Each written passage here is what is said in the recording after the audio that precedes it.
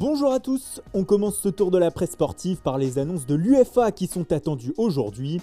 Et comme le signale le journal L'Équipe ce matin sur sa une, l'instance européenne prévoit de revoir ses plans face à la crise du coronavirus. Alors qu'elle voulait absolument que les championnats se terminent le 3 août afin de pouvoir ensuite disputer dans la foulée la Ligue des Champions et la Ligue Europa, l'UEFA temporiserait désormais. Elle se laisserait du temps pour finaliser un calendrier et voir si tous les pays arrivent à terminer leur saison. Pour le Daily Star, cela ouvre une nouvelle opportunité à la Premier League qui pourrait déborder sur le mois d'août en cas de reprise tardive. Et le tout selon le Mirror à huis clos bien sûr. Du coup, le secrétaire d'État britannique à la culture a indiqué hier qu'il aimerait bien que les diffuseurs du championnat retransmettent les matchs en clair, les supporters ne pouvant pas aller au stade.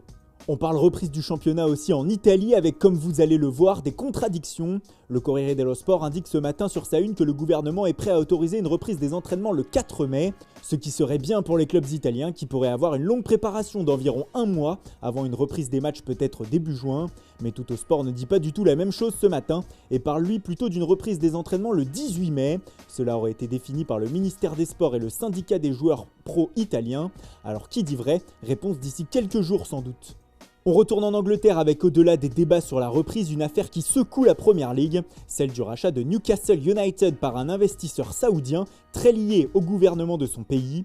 Du coup, ça ne plaît pas à tout le monde, notamment à beIN Sport, groupe qatari.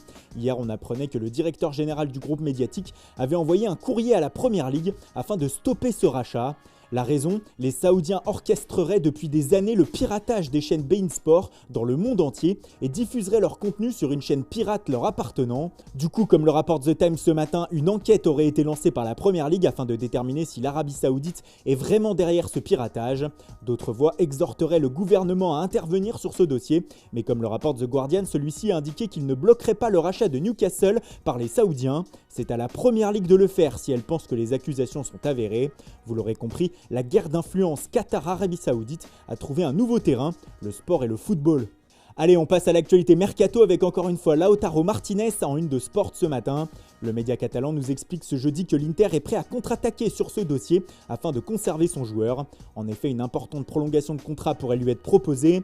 Pendant ce temps, le Barça prépare lui une nouvelle proposition pour recruter l'Argentin, car les Italiens demandent toujours 111 millions d'euros pour leur buteur, et c'est un peu cher pour les Blaugrana. Alors ils doivent trouver des stratagèmes, ou alors comme l'écrit Mundo Deportivo, chercher un plan B pour leur attaque, et celui-ci serait Timo Werner de Leipzig. Selon le média, il serait beaucoup moins cher. Enfin, pour revenir à Sport, sachez que selon le journal, deux nouveaux clubs de Premier League se seraient positionnés afin de recruter Philippe Coutinho l'été prochain. Il s'agit d'Everton et de Leicester, deux outsiders sérieux en Angleterre. L'Angleterre justement, on y retourne avec Paul Pogba qui s'affiche en une du Manchester Evening News. Le média explique que le Français a toujours une option dans son contrat lui permettant de prolonger automatiquement son contrat d'un an avec Manchester United et ainsi d'être lié jusqu'en 2022 avec les Red Devils. Mais pour le moment, ces derniers refusent d'activer cette option car l'attitude de Mino Raiola, l'agent de Pogba, les agace. Il explique sans cesse que son poulain est bientôt libre et qu'il faut venir l'arracher à Manchester. Mais le club mancunien voit ce numéro comme un jeu et une manière de mettre la pression au club pour qu'il offre un meilleur contrat à son poulain. MU a donc décidé de jouer la carte de l'attentisme. Et on termine en Espagne où ce matin les deux quotidiens pro-madrilènes font leur une sur un Français, Eduardo Camavinga. Pour Marca, l'équation est même très simple, la voie est désormais libre pour recruter la jeune pépite du Stade Rennais.